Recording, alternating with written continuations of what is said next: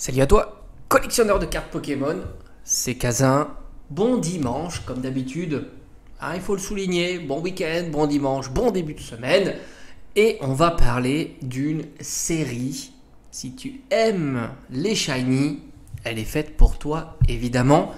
À savoir, non pas 151, mais bien Destinée de Paldea. Voilà, parce que c'est une série intéressante, évidemment, qui loot, parce que c'est vrai qu'on parle souvent de séries difficiles dont les cartes sont compliquées à faire tomber. Là, tu es sur une série qui drop un max, puisque tu peux avoir les shiny en format type holographique pour une chance sur 4. Ce qui fait que la valeur intrinsèque du booster, c'est-à-dire en gros sa rentabilité, alors j'aime pas le terme rentable parce que tu n'es jamais rentable, mais disons où tu perds le moins, est très intéressant, puisqu'on est globalement à 3 euros. Et surtout, la petite shiny, les shiny holo, apportent beaucoup, puisqu'elles sont à plus de 1 euro est alloué à ce format-là. Donc c'est plutôt pas mal, et surtout, vu que ça drop assez régulièrement, c'est moins toi et ta chance. Alors en plus, tu n'as qu'une seule grosse carte, on verra dans cette vidéo-là, en petite shiny, qui est le Pikachu. Et tout le reste est plutôt, on va dire, assez homogène, même si tu vois qu'il y a un petit peu de disparité sur certaines cartes, mais on est quand même assez bien resserré autour de, on va dire, grosso modo, une bonne dizaine d'euros. Donc c'est intéressant, Destinée de Paldea, c'est vraiment une série ludique à ouvrir, tout simplement. Alors évidemment, il faut aimer le format des shiny. Si tu n'aimes pas ça, et si toi, ton objectif, c'est les AR et les SAR, on peut imaginer que tu oublies cette série, parce qu'il n'y a malheureusement que 3 AR qui dropent au même titre que les AR classiques, mais forcément, vu qu'il n'y en a que 3, ça boucle souvent. Et tu as que aussi 3 Pokémon SAR. Malgré tout, ils sont ultra populaires, puisque tu retrouves Gardevoir, Mew et Dracofeu. Donc ça c'est quand même très appréciable. Du point de vue du scellé, alors point de vue du scellé, c'est assez intéressant ce qui se passe, parce que tu as vu que le scellé sur tout un tas de séries a fortement progressé. On pourrait avoir en tête V8 par exemple, qui tourne autour des 100 euros. On pourrait avoir en tête aussi 8.5 qui tourne autour des 120, 130 euros. Et puis même des séries antérieures qui ont progressé, et même du Couronne Stellaire, étonnamment, une série ultra boudée, commence à progresser. Et je ne serais pas surpris, dans son sillage, retrouver du Fable Nébuleuse 6.5, elle aussi, petit à petit, progresser. Mascarade Crépusculaire, lui, il avait déjà progressé. D'ailleurs, petite parenthèse, j'avais vu du Mascarade Crépusculaire, et toi aussi, tu l'as vu chez des cultures. Alors, point de vue du booster, j'ai envie de te dire, c'est assez marrant. Rappelle-toi, on avait fait un constat.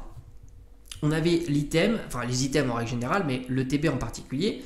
Le TB, c'est un item scellé qui a tendance à un certain moment, mais pas tout de suite, contrairement à ce qu'on peut imaginer, prendre la tangente. C'est-à-dire qu'on prend la tangente, c'est tout simplement d'être plus calqué par la valeur de ce qu'il y a à l'intérieur. J'entends. Le TB 151, on est à 200, 250 euros. Ok. Le prix du booster, c'est à peu près 15 euros. Donc forcément, tu n'es plus calqué sur le prix du booster. 8.5, on l'avait dit, on est calqué sur l'intérieur de ce qu'il y a à l'intérieur de l'ETB. Les 9 boosters, la carte promo à 20 balles, les sleeves, etc. Le prix du CD de l'ETB est pour l'instant au même niveau que ce que constitue l'ETB. Pas comme 151. EV8, c'est un petit peu pareil. Et bien, Paldea, on est aussi dans cette façon de voir, puisque globalement, le TB est à 90-100 euros. Ça veut dire les 9 boosters, la carte promo, le paquet de sleeve, l'emballage. Voilà, grosso modo, c'est ça. Et on est, on va dire, quasiment où on est au prix du booster d'un autre coffret. Par exemple, tu prends un coffret, tu prends un tripack, on est là aussi à 30 euros. Voilà, grosso modo. Donc, 10 euros du booster. La carte promo, le sticker, ça n'apporte quasiment rien.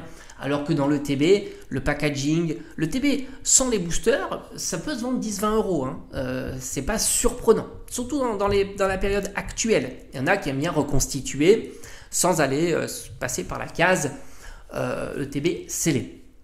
Donc ça marche. Et tu t'aperçois qu'on est au même acabit du tripack. Et tu peux avoir le même raisonnement sur la Pokébox. Rappelle-toi la Pokébox Dracofeu. On l'a vu ensemble, la Dracofeu a progressé. Hein. C'est une carte qui s'échange à 10-15 euros. Et tu t'aperçois que la Pokébox a à peu près une cinquantaine d'euros. Donc tu as les 4 boosters, ça fait 40 euros. Tu rajoutes 10-15 euros de la carte et tu as les constituants de la Pokébox. Donc elle aussi, la Pokébox, elle rentre un petit peu dans les clous de ce qui la constitue. Donc c'est assez intéressant parce qu'on le sait. À un certain moment, Pokébox, ETB, ça prendra la tangente. Un peu comme Zénith Suprême aussi. Regarde Zénith Suprême, le TB était très calqué. Maintenant, c'est plus la même histoire. Donc ça, c'est assez intéressant parce qu'à l'heure actuelle, Destinée de Paldea, on est assez calqué sur les constituants de l'item.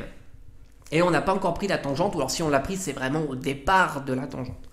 Et après, tu as les grands coffrets qui sont, eux, peut-être un peu plus bon marché, mais malgré tout, tu es quasiment à 10 euros du booster. L'intérieur, ça c'est pas prisé. Les cartes promo valent quasiment rien. Tu peux les trouver pour pas très cher. Le plexi non plus. Et puis c'est un item qui est très lourd, donc forcément si tu dois l'envoyer, il y a les frais de port, etc. On n'aime pas trop mettre des frais de port sur un item qui est moins intéressant. Tu as 8 boosters, autant aller quasiment sur une TB. C'est les coffrets donc starter, Palmaval, Flabillator et Amiascarade, qui tournent aux alentours de 70 euros. Malgré tout, c'est quand même un prix substantiel, 70 euros. Et bon, les Meeting Box, c'est pas quelque chose que j'aime discuter. Donc voilà, ce qui est intéressant, c'est ça, c'est que sur la série Destinée de Paldea, le TB est quand même très ancré dans les clous. Pas de surréaction sur le TB. C'est une série, et c'est une série qui était disponible il n'y a pas si longtemps que ça. Moi, j'en ai revu encore dans un jouet club l'année dernière, quoi. Donc ça, c'est intéressant. Franchement, le TB est magnifique. La carte promo est magnifique. Mimikyu est top et c'est une TB très cohérente. Et puis n'oublie pas que ce qui est intéressant aussi de Destinée de Paldea, c'est l'illustration du booster qui est le Pikachu Shiny qui est incroyable. Franchement, très très belle illustration. Alors c'est vrai que c'est randomisé sur une TB, ça l'est moins puisque tu peux avoir accès aux boosters disponibles sur les autres items. Évidemment, si tu veux on va dire, maximiser l'évolution de tes items, va plutôt sur les boosters avec Pikachu, évidemment. Maintenant, du point de vue des cartes, très intéressant aussi, parce que comme je t'ai dit, on a une moyenne qui est assez haute, malgré tout. La valeur intrinsèque du booster, comme je le dis, qui est assez haute pour une série récente. Et surtout, ce qui est intéressant, c'est que une rareté qui drop beaucoup. Et dont il y a quand même des goals dans cette série-là. Le Pikachu Shiny fait partie d'un objectif, évidemment, parce que c'est une carte qui vaut dans les 70 euros, c'est pas mal hein, quand même pour une carte qui drop comme ça. Enfin, elle spécifiquement, elle drop pas, hein, c'est certain. Mais donc pour une rareté qui drop régulièrement, c'est-à-dire des tentatives, t'en auras. Hein. Tous les 4 boosters en moyenne, t'auras une tentative de mettre la main sur le Pikachu.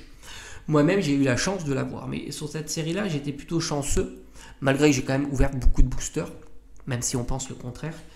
J'ai eu le Salamèche. Je me souviens plus si j'ai eu le Reptincelle, mais j'ai eu au moins le Salamèche et le Pikachu qui sont les deux meilleurs. Voilà. J'ai droppé les deux meilleurs. Alors, sur ces formats-là, hein, sur les SAR, j'en ai pas eu. Mais voilà, j'ai droppé lui, franchement, magnifique, très sympa. Et le Salamèche. Je me souviens plus, j'ai peut-être aussi le Reptincelle, mais sans certitude. Qui sont les top cartes de la série. Mais après, tu vois, tu fais un vrai down parce que là, tu es à 20-25 euros. Tu vois, comparativement aux 70 de Pikachu.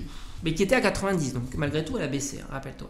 Mais bon, c'est vrai que 90, c'était quand même assez cher pour ce format de carte. Même si c'est Pikachu, ok. Mais ça reste un format de carte qui est moins prisé, hein, faut le reconnaître. Et puis, tu as le Ronflex quand même, qui est pas mal, ici. Qui est très sympa. Et après, tu as les Full Art Shiny. Bon, il n'y a pas eu de grand public. C'est des cartes qui, pour moi, je les trouve assez basiques. D'autant que c'est l'illustration qui ont été reprintées. Donc, c'est ça qui apporte un petit peu de moins, moins de charme sur ces cartes-là. Malgré tout, la Mew est la plus cotée, on va dire, ou la plus prisée. Donc voilà, très sympa. Moi, c'est ça que j'aime bien, hein, c'est quand ça drop un peu plus régulièrement. Et c'est vrai que moi, il y a des cartes que j'aimerais bien avoir. Tu vois, Ramolos, Flagados. tout simplement pour compléter mes classeurs. Ça, c'est vraiment des petites cartes qui complètent les classeurs, c'est vraiment top. Et Richu, évidemment, Gros Doudou, Mélo, évidemment aussi. Enfin voilà, tout ça, c'est des cartes que je rechercherai, mais bon, j'irai tranquillement en vide-grenier. Ce qui est assez intéressant aussi, c'est que ça, c'est des cartes qui drop. Beaucoup sont pas chères, moins de 10 euros. C'est-à-dire qu'à un certain moment, si on va dire la popularité de ces cartes-là devait monter, ça se ferait par le bas, forcément, par les cartes les moins chères, et ça pousserait très très haut la moyenne, justement. Et ça, c'est vraiment cool. C'est-à-dire que du coup, ça permettrait une ouvrabilité un peu plus conséquente. Le bémol, ce sont évidemment les AR. Malgré tout, elles sont belles, hein, les AR. Il ne faut pas les sous-estimer parce qu'elles sont trop disponibles. Super Dauphin est magnifique, Pomme est magnifique et Trio Pico aussi. Donc ça, dis-toi qu'à un certain moment, ça ne restera pas à 50 centimes. On dit toujours, les cartes comme ça, personne ne les regarde. Si, il faut les regarder, elles sont très très belles. Il faut les avoir dans sa collection, ça coûte 50 centimes. Autant se faire plaisir, c'est top, voire même 20 centimes, hein, voire même cadeau. Hein, si tu fais une commande à une personne, souvent tu peux les avoir. Moi, ça m'est arrivé en vide-grenier d'en récupérer quelques-unes comme ça, c'était gratuit. Dans un lot. C'est magnifique, hein, et un jour ces cartes-là vaudront 1, 2 euros. C'est comme les TG. Hein. Les TG à une époque, il y a beaucoup de TG qui valaient 50 centimes, 1 euro. Hein. Trop disponible, trop facile à faire tomber. Et à un certain moment, ben voilà, hein, ça. Alors celles-ci, elles sont plus faciles parce que, comme j'ai dit, le taux de drop sur les AR sont les mêmes. Hein, on est à 10%, quoi.